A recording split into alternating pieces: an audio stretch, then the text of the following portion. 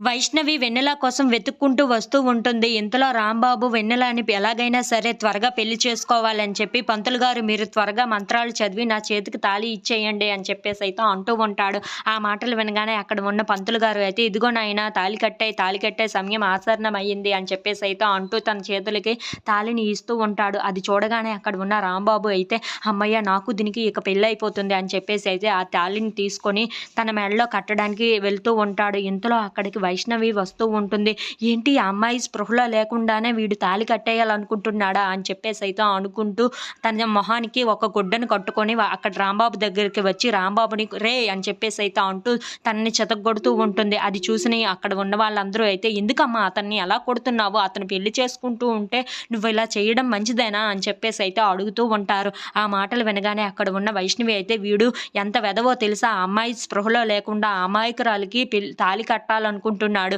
అంత వెధవ వీడు అని చెప్పేసైతే అంటూ ఉంటుంది. ఆ మాటలు వినగానే అక్కడ ఉన్న వాళ్ళందరూ అయితే ఒక్కసారిగా షాక్ అయిపోతూ ఉంటారు.